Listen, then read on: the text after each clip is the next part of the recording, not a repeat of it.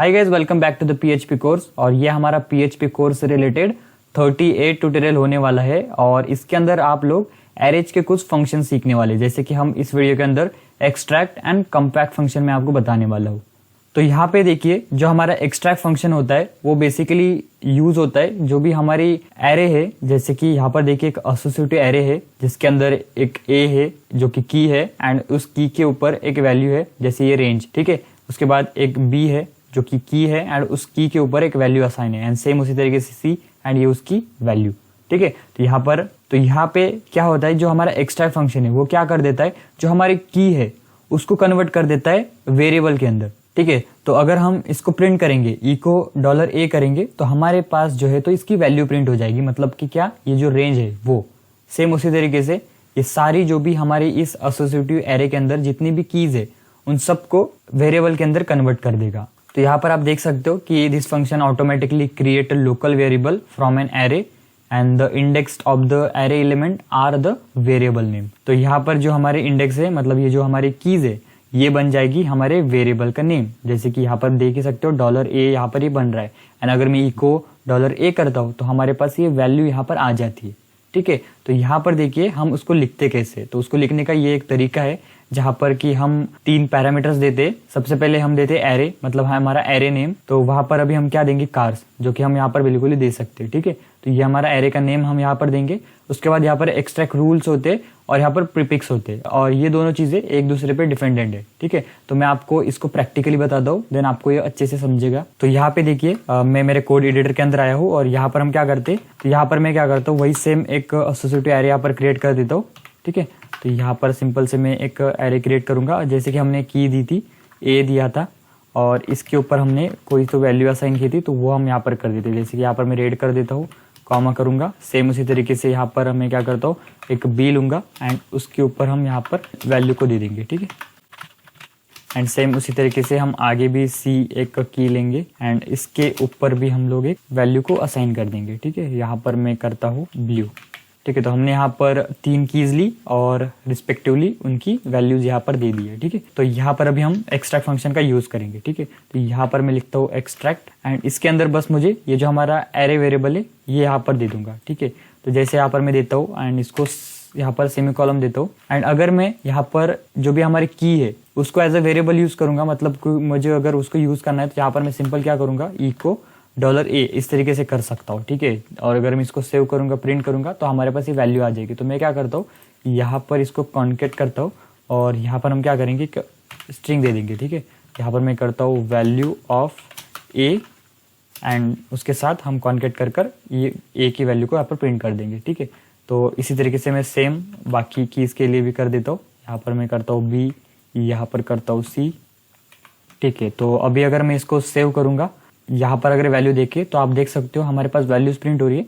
मैं एक काम करता हूँ, यहाँ पर एक ब्रेक टैग भी दे देता हूँ इसके साथ में। तो आप यहाँ पर देख सकते हो हमारे पास ये प्रॉपरली प्रिंट हो रहा है, जहाँ पर कि देखिए हमने जो भी हमारी की थी उसके ऊपर जो भी वैल्यू थी वो हमारे पास यहाँ पर आ रही है। देख सकते हो जो ए के अंदर थी वैल्यू, मतलब जो ए की था वो हमारा वेरिएबल यहाँ पर बन चुका है। अगर हम ई को ए कर रहे तो हमारे पास जो भी उसकी वैल्यू है, जैसे रेड, वो हमारे पास आ रही है, ठीक है। तो ये था हमारा एक्सट्रैक्ट फंक्शन। तो यहाँ पर आपको मैंने जो प्रीफिक्स बताया था, मतलब जो भी 2 पैरामीटर्स बताए थे, तो चलिए मैं आपको वो बताता हूँ वो कैसे काम करते। तो यहाँ पर एक चीज देखिए, अगर हमारे इस प्रोग्राम के अंदर कोई वेरिएबल ऑलरेडी डिफाइन है, जैसे कि ये जो ए वेरिएबल है ये हमने यहाँ पर यूज किया है ना, तो अगर ये ऑलरेडी कहीं पर डिफाइन है, जैसे कि यहाँ पर मैं उसको डिफाइन करता हूँ, यहाँ पर मैं क्या करता हूँ $a करता हूँ एंड उसके ऊपर कोई भी एक वैल्यू दे देता हूँ। यहाँ पर मैं कोई न्यूमेरिक वैल्यू भी दे सकता हूँ, लेकिन मैं यहाँ पर क्या करता हूँ, एक स्ट्रिंग वैल्यू दे देता हूँ, ठीक है। तो मैंने इसके अंदर एक वैल्यू दे दी है एंड अगर मैं इसको प्रिंट करता हूँ, ठीक है, यहाँ पर मैंने इसको सेव किया एंड यहाँ पर देखिए मैंने $a किया हुआ है एंड अगर मैं इसको सेव करता हूँ, प्रिंट करता हूँ, तो आप देख सकते हो कोई चेंज नहीं है। जो भी हमने यहाँ पर की को कन्वर्ट किया था वेरिएबल के अंदर, तो वो हमारे पास यहाँ पर प्रिंट हो रहा है। देख सकते हो जो रेड है वो यहाँ पर प्रॉपरली प्रिंट हो रहा है, बट ये वैल्यू यहाँ पर प्रिंट नहीं हो रही है। तो यहाँ पर आते हैं वो 2 पैरामीटर्स। अगर हमें इसको भी प्रिंट करना है तो वहां पर हम उन दोनों पैरामीटर्स को यूज करते हैं। तो वो कैसे, चलिए मैं आपको बताता हूँ। तो यहाँ पर देखिए ये जो एक्सट्रैक्ट रूल्स है और प्रीफिक्स है ये एक दूसरे से डिपेंडेंट होते, तो वो कैसे, यहाँ पर देखिए जो हमारे एक्सट्रैक्ट रूल्स है वो कुछ इस तरीके से, जैसे कि अगर हम हमारा एरे वेरिएबल देंगे सबसे पहले, उसके बाद हम एक्सट्रैक्ट रूल्स देंगे, तो उसके अंदर हम ये 4 रूल्स यहाँ पर दे सकते हैं। तो सबसे पहले क्या है, XTR_override। तो इसका मतलब क्या है कि जो भी हमारा की का वेरिएबल हमने यहाँ पर कन्वर्ट किया है, तो अगर हम उसको प्रिंट करेंगे तो वही वैल्यू प्रिंट होगी, ना कि जो हमने ऑलरेडी कहीं पे डिफाइन किया हुआ है वेरिएबल, ना कि वो। तो ये तो बाय डिफॉल्ट ही होता है। और नेक्स्ट है XTR skip। ये क्या करता है, जो हमारी की है तो वो उसको स्किप कर देता है, और जो हमारी एग्जिस्टिंग वेरिएबल था जो कि हमने ऑलरेडी कहीं पे डिफाइन किया हुआ था, तो वो उसको प्रिंट करता है, ना कि हमारी की को। ठीक है। एंड उसके बाद XTR प्रीफिक्स है, एंड ये प्रीफिक्स ऑल, ये एक दूसरे से डिपेंडेंट है। यहाँ पर देखिए क्या होता है कि हम XTR प्रीफिक्स सेम करेंगे, तो हम यहाँ पर क्या करते हैं, एक प्रीफिक्स दे देते हैं। मतलब यहाँ पर जो है तो एक प्रीफिक्स दे देंगे, एंड वो जो प्रीफिक्स है, मतलब प्रीफिक्स मतलब आप समझ लीजिए कोई वेरिएबल नेम दे देंगे दूसरा वाला, एंड उसके सामने जब हम यूज करेंगे उस वेरिएबल के सामने, देन ये हमारे पास प्रिंट हो जाएगा। तो चलिए अभी हम क्या करते हैं, ये जो हमारे एक्सट्रैक्ट रूल्स है उनको हम प्रैक्टिकली देखते हैं, देन आपको वो अच्छे से समझ में आ जाएगा। ओके, तो यहाँ पर देखिए अभी हम इसके अंदर जो हमारा सेकेंड पैरामीटर है वो देंगे, तो वो क्या था, XTR_override। तो ये तो बाय डिफॉल्ट ही होता है, तो अभी हमें ये देने की कोई जरूरत भी नहीं। जैसे अगर मैं आपको बता ही दूं यहाँ पर एक बार, ठीक है। तो यहाँ पर जैसे मैं रिलोड करूंगा तो देख सकते हो कोई चेंज नहीं है, जो हमारी रेट था वही यहाँ पर प्रिंट हो रहा है, जो कि इस की के अंदर की वैल्यू थी वही यहाँ पर हमारे पास प्रिंट हो रही है। तो अगर मैं यहाँ पर कर देता हूँ ओवरराइड की जगह स्किप, ओके, एंड इसको अगर सेव करता हूँ तो आप देख सकते हो जो हमारी एग्जिस्टिंग वेरिएबल था ए वाला, उसकी वैल्यू यहाँ पर प्रिंट हो रही है, ना कि इसके अंदर की जो भी हमारा की था ये वाला ए, ये प्रिंट नहीं हो रहा है। ये हमारी जो ऊपर वाली वैल्यू थी वो हमारे पास प्रिंट हो रही है, देख सकते हो येलो यहाँ पर। तो यहाँ पर जो नेक्स्ट था वो था क्या था, हमारा प्रीफिक्स सेम। तो इसके लिए हमें थर्ड पैरामीटर भी लेना पड़ेगा। तो यहाँ पर हम बेसिकली अभी क्या करेंगे, उसके लिए हमें यहाँ पर एक कोई भी प्रीफिक्स देना पड़ता है। तो जैसे मैं टेस्ट दे देता हूँ, तो हमें इसको डबल कोट के अंदर देना होता है, ओके। एंड अगर हमें ये जो हमारा की का अंदर का जो भी हमने वेरिएबल कन्वर्ट किया था, अगर हमें इसको यूज करना है तो वहां पर सबसे पहले हमें ये प्रीफिक्स लिखना पड़ेगा। तो वो कैसे, यहाँ पर देखिए अभी मुझे यहाँ पर क्या करना पड़ेगा, सबसे पहले लिखना होगा टेस्ट, ये डॉलर के सामने मुझे लिखना होगा टेस्ट, एंड फिर अंडरस्कोर कर कर मुझे ए करना होगा, ठीक है। तो ये होता है बेसिकली हमारा प्रीफिक्स, ठीक है। एंड अगर मैं इसको सेव करता हूँ, यहाँ पर रिलोड करता हूँ, तो आप देख सकते हो हमारे पास ये रेड प्रिंट हो रहा है। एंड अगर मैं यहाँ पर सेम नीचे एक लाइन कर देता हूँ और यहाँ पर सिंपल से मैं बस ए को प्रिंट करूंगा, ठीक है। इसको सेव करूंगा, रिलोड करूंगा, ओके। तो आप देख सकते हो दोनों हमारे पास यहाँ पर प्रिंट हो रही है, ठीक है।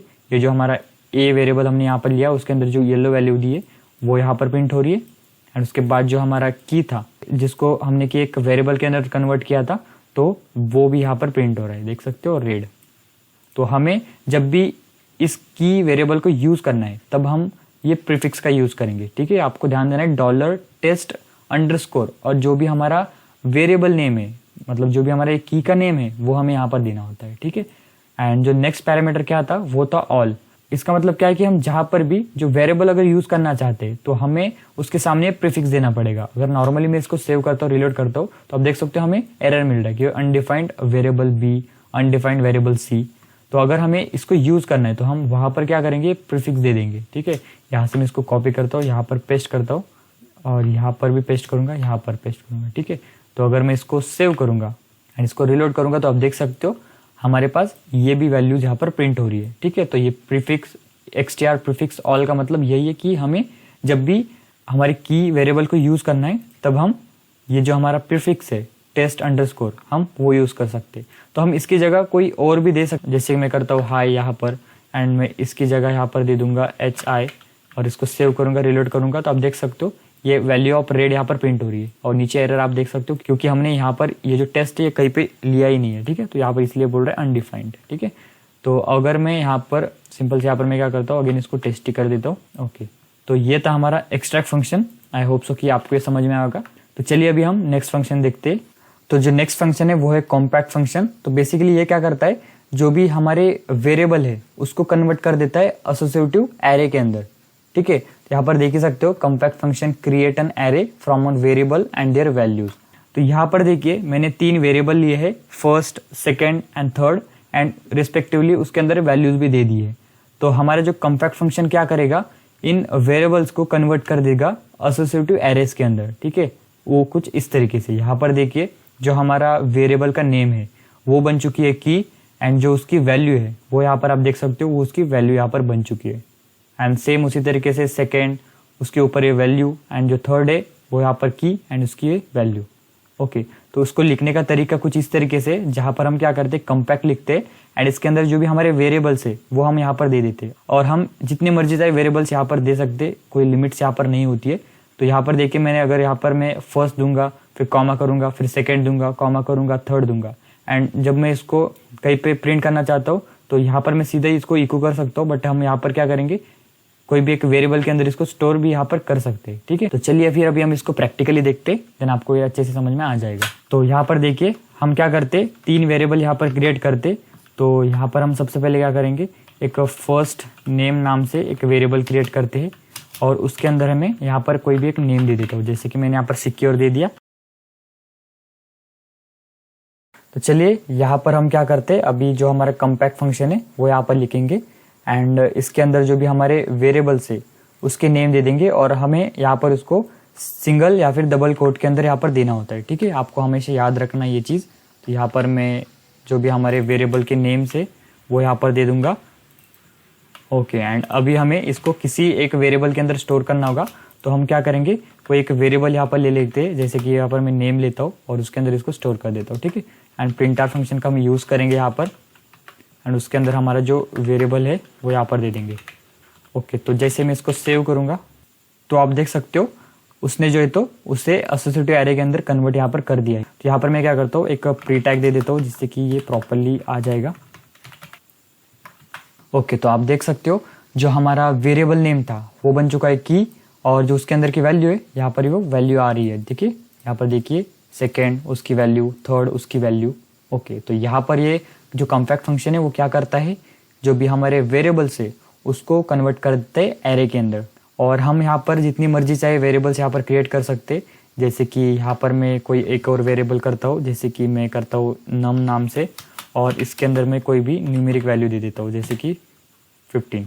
और यहाँ पर मैं ये जो हमारा नम था ये मुझे यहाँ पर देना होता है। यहाँ पर आपको पता हो, यहाँ पर हम इसको डबल कोटेशन के अंदर दे देंगे नम, इसको सेव करेंगे, रिलोड करेंगे, देन आप देख सकते हो जो हमारा नम था वो यहाँ पर की बन चुका है, एंड ये उसकी वैल्यू।